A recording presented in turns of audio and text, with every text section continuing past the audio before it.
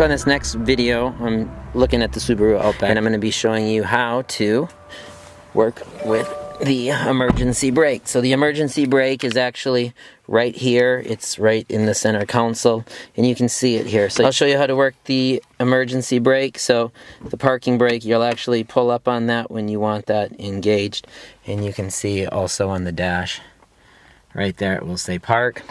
To disengage this, if you start your car and push the brake down and you push back down on that. So next I'm going to show you how to set the parking brake in the dark game. So I'm pulling that up and you can see the light is on and it actually says park up there in the dash. So you'd think you could just push that down and it'll turn off,